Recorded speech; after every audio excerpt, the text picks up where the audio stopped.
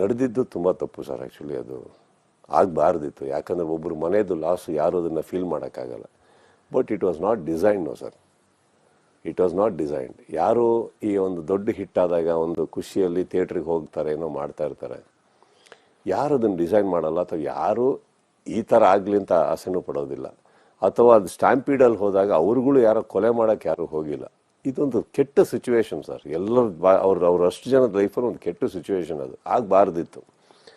ಏನಾಗುತ್ತೆ, ಅವ್ರನ್ನ ಹೊಣೆ ಇಟ್ಕೊಂಡು ಅವ್ರಿಗೆ ತಪ್ಪು ಅವ್ರದ್ದೇ ತಪ್ಪು ಅನ್ನೋದು ತಪ್ಪಾಗುತ್ತೆ.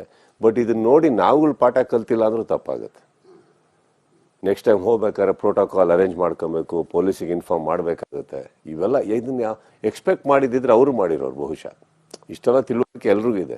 ಯಾರು ಎಕ್ಸ್ಪೆಕ್ಟ್ ಮಾಡಲಿಲ್ಲ ಸರ್. ಇವಾಗ ಫಸ್ಟ್ ಟೈಮು ಒಂದೇನೋ ತಪ್ಪು ನಡೆಯೋ ತನಕ ಲಾಲು ಒಂದು ಹೊಸ ಲೈನ್ ಬರಲ್ಲ. ಹಿಂಗೂ ಮಾಡ್ತಾರ ಕಳ್ಳರು ಅಂದ್ಬಿಟ್ಟು ಇನ್ನೊಂದು ಹೊಸ ಲೈನ್ ಬರೀತಾರೆ. ಕರೆಕ್ಟ್. ಫಸ್ಟ್ ಬಂದೆ ಕಳ್ತನ ತಪ್ಪು ಕೊಲೆ ಸರ್, ಆಮೇಲೆ ಲಾಭ ಕೊಟ್ಟಿದ್ದು. ಹೌದಾ ಇಲ್ಲ? ಫಸ್ಟ್ ತಪ್ಪು ಆಮೇಲೆ ಲಾ.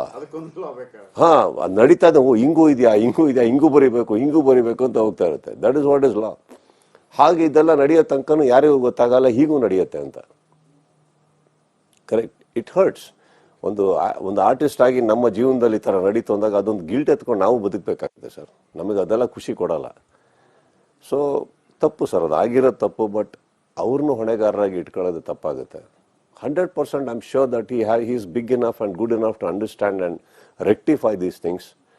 And ಅವರೊಂದು ಪಾಪ ಆಸೆ ಪಟ್ಟು ಒಂದು ಪಿಕ್ಚರ್ ಮಾಡೋಕ್ಕೆ ಹೋದ್ರು ಅಷ್ಟೇ ಸರ್. ಜೋರಾಗಿ ಹೋಗೋದು ಕನ್ಸ್ಕೊಂಡ್ರು, ಜೋರಾಗಿ ಹೋಗೋದು ನೋಡೋಕೆ ಥಿಯೇಟ್ರಿಗೆ ಹೋದ್ರು, ಏನೇನೋ ನಡೆದೋಯ್ತು. ಇಷ್ಟೇ ಆ್ಯಕ್ಚುಲಿ ನಡೆದಿರೋದು. ಸೊ ಅದನ್ನು I'm sure they'll rectify it well. Hi hello నమస్తే, welcome to Vaishnavi film corporation. Sandhya theatre ఘటన మీద కిచ్చా సుదీప్ తాజాగా స్పందించారు. తన కొత్త చిత్రం మ్యాక్స్ మూవీ ప్రమోషన్స్ లో భాగంగా కన్నడ మీడియాతో కిచ్చా సుదీప్ మాట్లాడుతూ అది అనుకోని ఘటన అని, చాలా బాధాకరం అని, కావాలని ఎవరు చేయలేదు కదా అని, కానీ ఇక ముందు అయినా చాలా జాగ్రత్తలు తీసుకోవాల్సి ఉంటుందని, అందరికీ ఇదొక గుణపాఠం కావాలని అన్నారు. చట్టాల్లోనూ మార్పులు రావాలని అన్నారు. ఎవరైనా సినిమా థియేటర్లకు ఎంజాయ్ చేయటానికే వెళ్తారని, ఇలాంటి ఓ ఘటన జరగాలని ఎవరు ఊహించి ఉండరు. అసలు ఇలాంటి దుర్ఘటన జరగాలని కూడా ఎవరు ఆశించి ఉండరు. ఇది వరకు ఇలాంటి ఓ ఘటన జరగలేదు. ఇలాంటి ఘటన జరిగితే బాధ్యులు ఎవరు, ఎవరిని శిక్షించాలి అని కూడా చట్టం చెప్పలేదు. ఇది మొదటి తప్పు. ఇలాంటి తప్పులు జరిగేటప్పుడే దానికి తగ్గట్టుగా లా మారుతూ వస్తుంది. కానీ ఈ ఘటన పునరావృతం కాకుండా చూసుకోవాలి. ఇదొక గుణపాఠం కావాలి. నెక్స్ట్ టైం ఎవరైనా ఇలా వెళ్తే తగిన జాగ్రత్తలు తీసుకోవాలి. థియేటర్ మేనేజ్మెంట్ పోలీసులకు తెలపాలి. ముందుగా అన్ని సెక్యూరిటీ బాధ్యతల్ని పరిశీలించుకోవాలి అంటూ కిచ్చా సుదీప్ మాట్లాడారు. ఈ వీడియో మీకు నచ్చినట్లయితే ప్లీజ్ లైక్ చేయండి, షేర్ చేయండి, కామెంట్ చేయండి. అలానే మన వైష్ణవ్ ఫిల్మ్ కార్పొరేషన్ ఛానల్ ని సబ్స్క్రైబ్ చేసుకోండి.